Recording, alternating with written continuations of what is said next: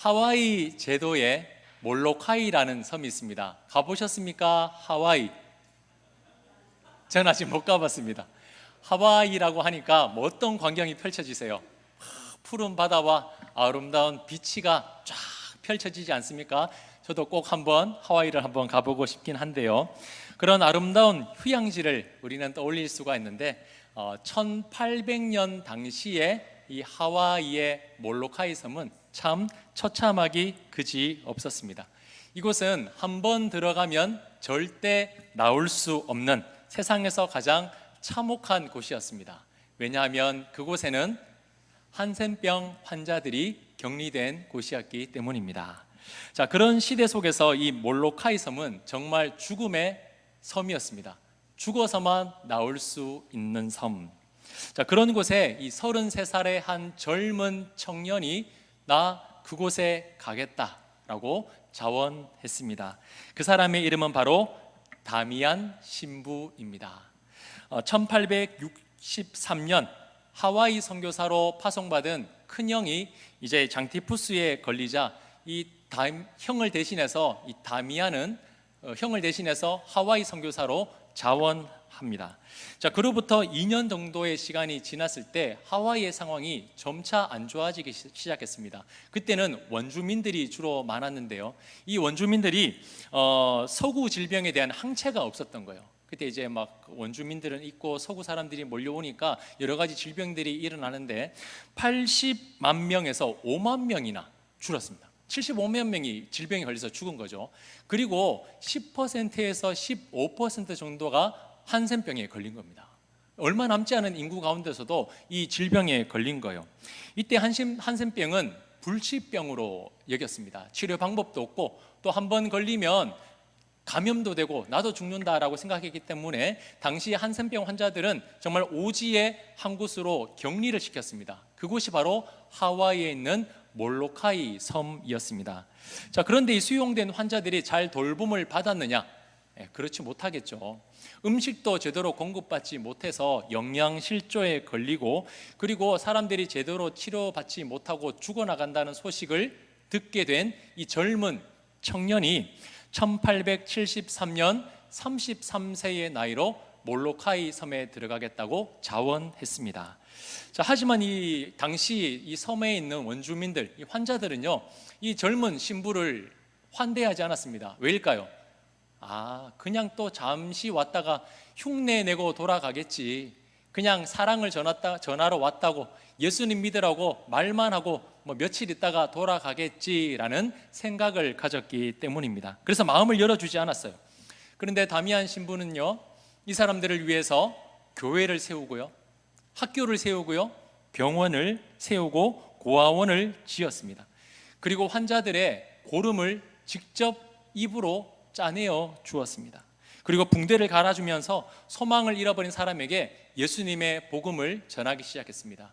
예수님이 계십니다. 예수님이 우리를 위해 십자가에 죽으셨습니다. 우리는 그 죽으심으로 영원한 영생을 얻게 되었습니다. 새벽이든 낮이든 저녁이든 그 죽어가는 소망 잃은 썩어가는 피부를 가진 그 사람들을 위해 다미안 신부는 헌신하며 생겼습니다. 자, 매일 죽어가는 사람들을 위해 관을 직접 만들어서 그들의 장례를 정성껏 치러주기도 했습니다. 환자들은 그 다미안 신부의 헌신이 진심을 알고는 이제 마음을 조금씩 열기 시작했습니다. 그래서 자포자기했던 환자들도요, 소망을 가지고 신부님을 도와서 학교에서 학생들을 가르치기도, 학교에서 배우기도 하고 또 교회에서 예배를 섬기는 일들을 돕기 시작했습니다. 자, 그렇게 헌신했던 한 10년 정도가 지났을까요? 1885년에 이 다미안 신부님이 실수로 펄펄 끓는 물을 다리에 쏟았습니다.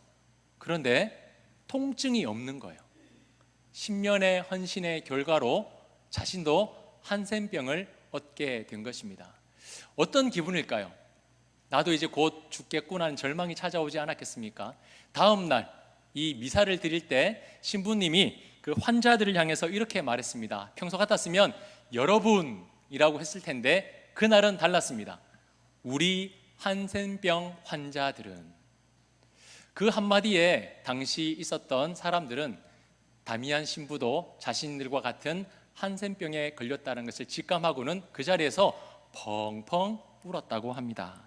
달라지는 것은 없었어요. 신부님은 어제나처럼 마찬가지로 오늘 환자들의 고름을 짜주고 붕대를 갈아주고 그들을 위해 정말 헌신하며 섬겼습니다. 그로부터 시간이 흘러 1889년 4월 15일 부활절을 한 주간 남겨두고 그토록 사랑했던 환자들 사이에서 생을 마감했습니다.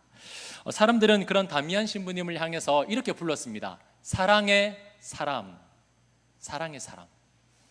왜냐하면 말로만이 아니라 사랑합시다, 사랑합니다, 축복합니다, 말로만 그런 것이 아니라 정말 자신의 생명을 다하면서까지 진실되게 자신들을 사랑한다는 것을 알았기 때문입니다. 감정으로만 동정한 것이 아니고요, 실제로 그들의 고통 안으로 들어와 주었기 때문에 그 환자들은 사랑의 사람이라고 그 신부님을 기억했던 것입니다. 왜 그는 그토록 젊은 나이에 이 다른 곳도 아니라 몰로카이 섬으로 들어갔을까요? 다른 사람도 많지 않겠습니까?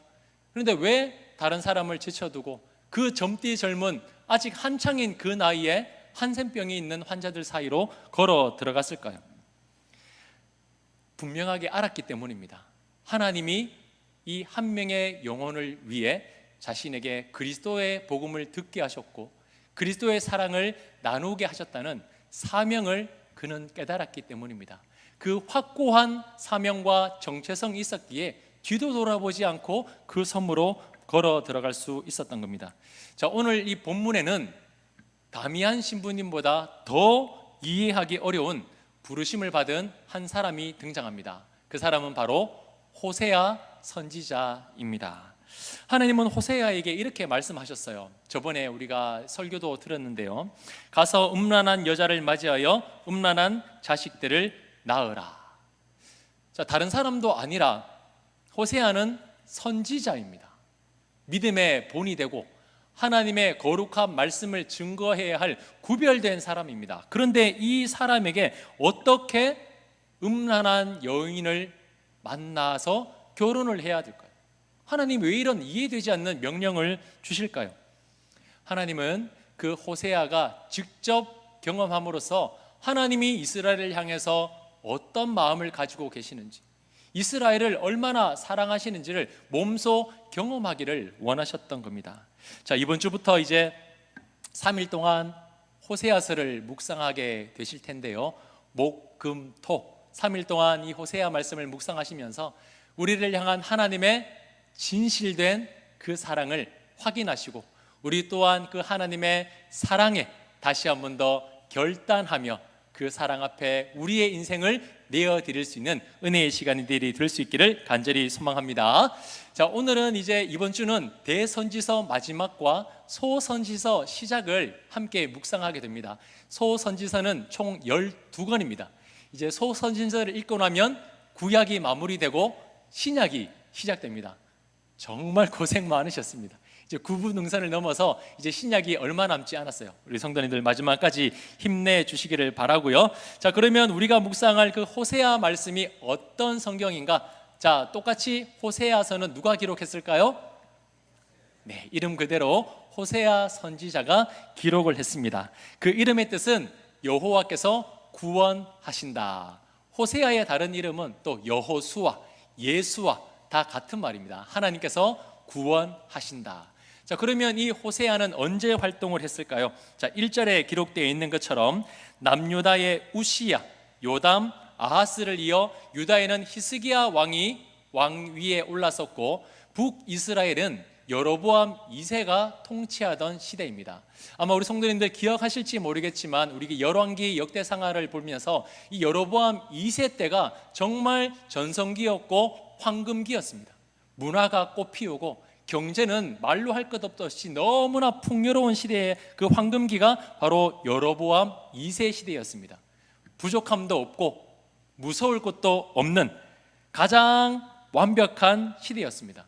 그런데 하나님이 보시는 이스라엘은 달랐습니다. 겉으로는 너무나 화려할지 모르겠지만 그 내면을 들여다보면 겉모습과 너무나 다른 거예요. 그 내면은 풍요 속의 빈곤으로 영적, 도덕적인 부패가 극에 달하고 있었던 시대가 바로 여로보암 2세 시대입니다.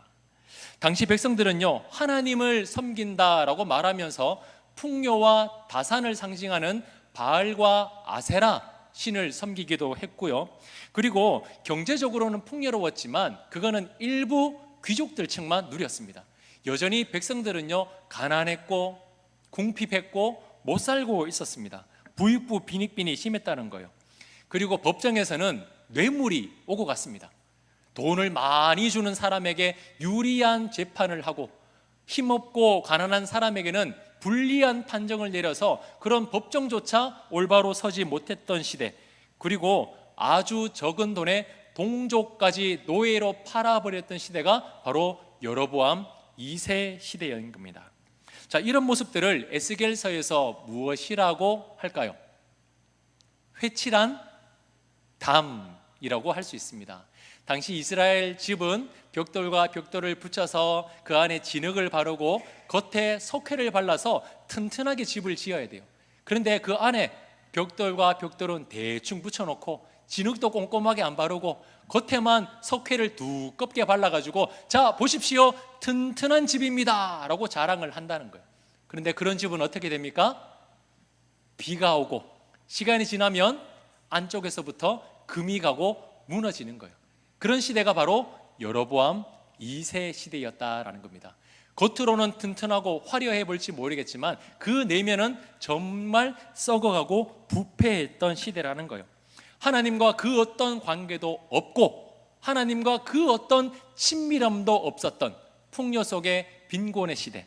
하나님은 그 시대 가운데 호세아를 선택하셔서 부르셨습니다.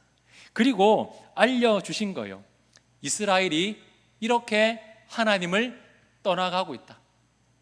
그렇게 돌아오라고, 내가 너희를 사랑한다고 수없이 외치지만 여전히 너희 이스라엘은 돌아오지 않고 있구나. 그러나 나는 여전히 너희들을 사랑하고 있다. 나는 너희들을 이렇게 애타게 기다리고 있다. 그러니 돌아와라, 돌아와라. 우리 다시 뜨겁게 사랑하자. 그 하나님의 애절한 마음을 호세아 선지자를 통해서 전해주고 계시는 겁니다. 자, 그런데 하나님의 그 마음을 알게 하기 위해서는 좀 일반적인 방법을 쓰시면 되잖아요. 누구나 납득할 만한 방법을 써도 됩니다. 그런데 하나님은 정말 이해할 수 없는 명령을 호세아에게 내리시죠. 음란한 여인을 찾아 결혼해라. 그리고 거기다 더 나가서 음란한 자식들을 낳아라. 다시 말해서 자신이 아닌 다른 씨로 임신된 임산부, 거기에다가 매춘부를 만나서 한 명도 아니라 여러 자녀들을 낳으라는 거예요. 여러분, 만약에 제가 이 호세아 선지자였다면 펄쩍 뛰었을 겁니다. 하나님, 제가 이래봬도 목사인데요, 어떻게 그런 여인을 만나고 제 몸에서 난 자식도 아닌데 어떻게 그런 자식을 제가 거두어야 합니까? 그렇게 말했을 겁니다. 근데 하나님은 왜 그런 명령을 주셨을까요? 호세아가 음란한 여인을 만남으로 말미암아 그 찢어지는 가슴으로 그 찢어지는 고통의 가슴을 통해서 하나님의 마음을 깨닫기를 원하셨던 겁니다. 사랑하는 성도님들, 걱정 안 하셔도 됩니다. 이런 명령 아무에게나 하지 않아요. 그 수많은 유다 백성들과 이스라엘 중에 특별하게 호세아 선지자만 딱 집어서 이런 명령을 주셨다라는 거예요. 그렇기 때문에 오늘 이 말씀을 통해서 하나님이 이해할 수 없는 고난과 고통의 자리를 주신 것은 어쩌면 우리에게 하나님의 깊은 마음을 깨닫게 하기 위해서가 아닐까라고 생각해 볼 수 있는 겁니다. 호세아야, 네가 지금 느끼는 그 아픔이 내가 이스라엘을 바라보며 느끼는 마음이다. 나의 마음을 알아다오. 그래서 특별하게 호세아에게 그 명령을 주시는 겁니다. 하나님은 이스라엘을 너무나 사랑하셨어요. 430년 동안 노예 생활을 하고 있는 이스라엘을 건져주셨습니다. 홍해 바다를 마른 땅이 되게 하셔서 건너가게 해주셨습니다. 추울까 더울까 구름 기둥 불 기둥으로 지켜주셨습니다. 배고플까 봐 만나와 메추라기로 먹여주셨습니다. 가나안 땅에 들어갈 때에 한 사람의 피도 흘리지 않고 여리고성을 무너뜨리게 해주셨고, 그 풍요로운 땅을 이스라엘 백성들에게 선물로 주셨습니다. 이렇게 사랑해 주셨는데 이스라엘은 하나님으로 만족하지 않았습니다. 처음에는 하나님만으로 만족했죠. 하나님 사랑합니다, 하나님 찬양합니다, 하나님 예배합니다. 뜨겁게 하나님을 사랑했습니다. 그러나 가나안에 있는 시간이 길어지면 길어질수록 어떻게 되었습니까? 하나님만으로 만족하지 않았던 거예요. 하나님이 아닌 다른 것을 찾기 시작했습니다. 그렇다고 이스라엘이 예배를 안 드렸을까요? 천만에요. 누구보다 예배를 잘 드렸습니다. 제물 안 드렸을까요? 누구보다 제물을 잘 준비했습니다. 누구보다 뜨겁게 기도했고요, 누구보다 하나님을 사랑한다고 외쳤습니다. 그런데 그들은 바알도 함께 섬겼다는 겁니다. 그게 바로 음란한 이스라엘이에요. 하나님을 사랑한다 하면서 또 다른 누군가를 사랑의 대상으로 삼는 것, 하나님은 이것을 음란과 간음으로 말씀하고 계시는 겁니다. 이게 바로 이스라엘의 현재의 모습이에요. 사랑하는 남편과 아내에게 배신당하고 버림받는 것이 얼마나 고통스러울까요? 이걸 경험하려고 한다면 네, 한번 경험해 보겠습니다 할 사람이 누가 있겠습니까? 이런 일들은 가급적이면 피하면 좋지 않겠습니까? 그래서 호세아서는 이스라엘의 죄에 대한 그 심판과 책망보다요, 하나님의 심정을 먼저 보여주는 성경이 바로 호세아서입니다. 하나님의 막 죄에 대한 심판, 벌, 책망, 이게 아니라 내 마음을 좀 알아다오. 이 죄 많은 이스라엘을 보면서 짝사랑하고 있는 내 마음을 좀 알아다오. 하나님의 마음을 좀 알아달라고, 표현이 좀 그럴지 모르겠는데 호소라고 할까요? 그런 애절함이라고 할까요? 하나님이 우리에게 그렇게 말씀해 주고 계시는 겁니다.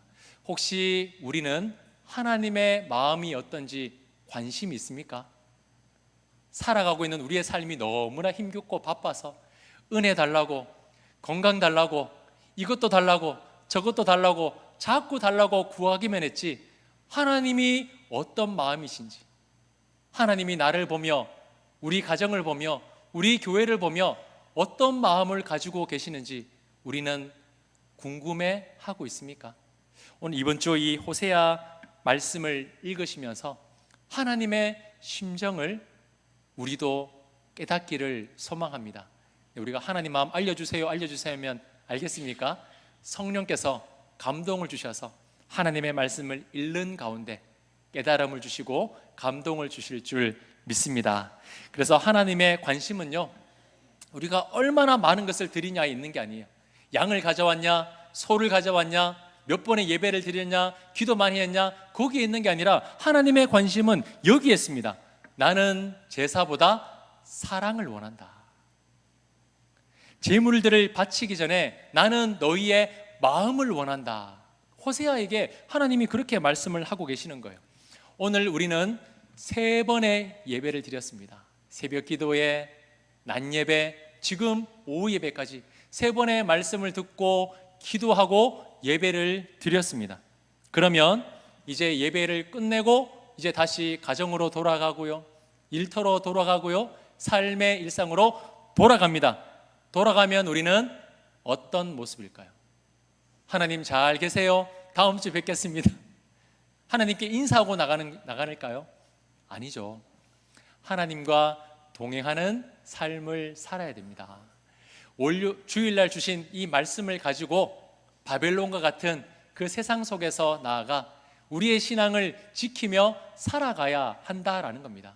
음란한 마음, 하나님보다 더 사랑하는 마음이 있다면 다시 우리가 이 말씀 앞에서 헌신하고 결단하기를 소망합니다. 하나님보다 더 사랑하는 것이 없습니다. 나의 사랑은 오직 여호와 하나님밖에 없습니다. 다미안 신부가 사람에게 사랑의 사람으로 기억되는 이유가 그 고통 안으로 직접 들어온 것처럼 예수님도 십자가를 통해서 우리의 삶의 고통 안으로 직접 들어와 주셨습니다.